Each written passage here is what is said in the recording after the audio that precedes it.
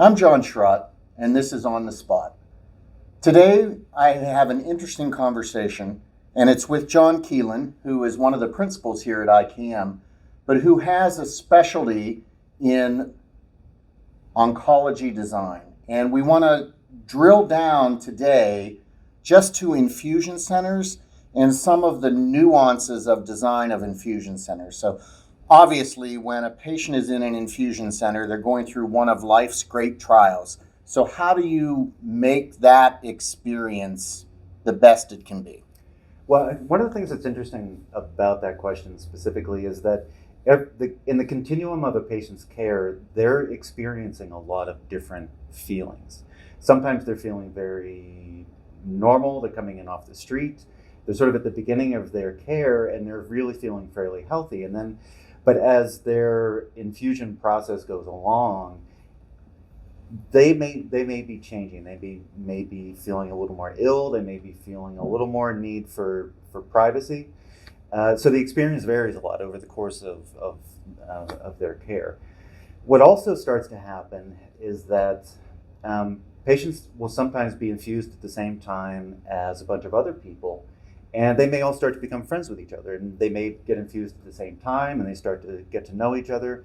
We'll talk about things, and it'll become sort of a social environment. So you have to sort of allow for and encourage that socialization to happen, because there's a great amount of benefit that patients will have to socializing and having sort of normal experiences, normal conversations with people, and kind of gets them out of their heads a little bit more, and they're not always worried about how sick they are and all that kind of stuff. Interesting. So you talked about the human connection, but oftentimes we make specific efforts to try and connect to the outside, correct? Right. Yeah, absolutely. And I think, wherever it's possible, we really try to make our best effort to create certainly natural light. If you can create views to the outside, create views to, nature, and frequently if there's a sort of healing garden or some sort of a green space or a garden directly outside the window of the infusion area,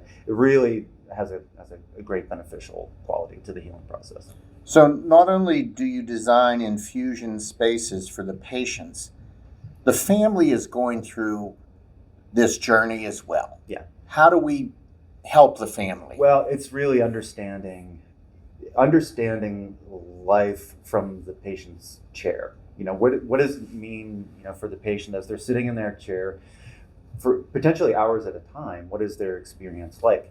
They want to have access to media right in front of them, but they also may want to have a loved one sitting right next to them. And so really understanding the location of that loved one, where they're going to sit, how they're going to want to have face-to-face interaction. Sometimes they want to watch the TV together.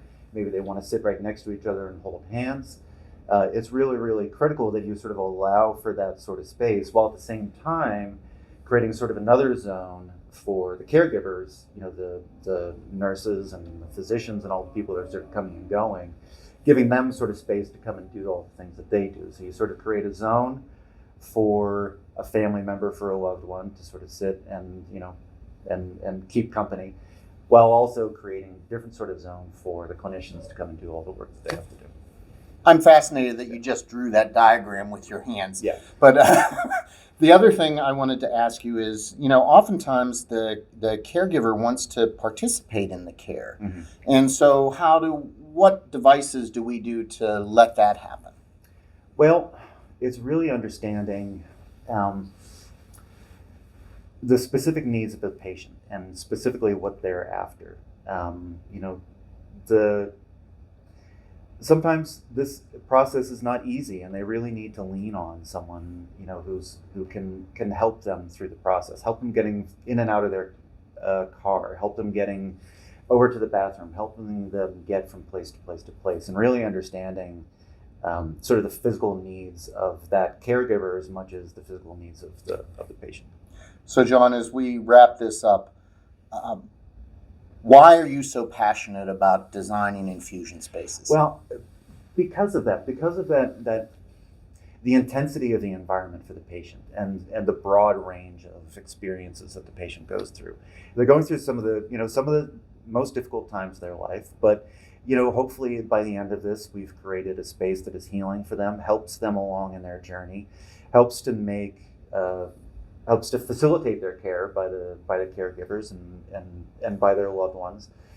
But understanding that, a person is sitting in a chair for, hours at a time, what is their experience like? It's a very intense time. And I think it's something that we as designers, need to pay special attention to. Well, thanks for being on the spot. My pleasure. Until next time.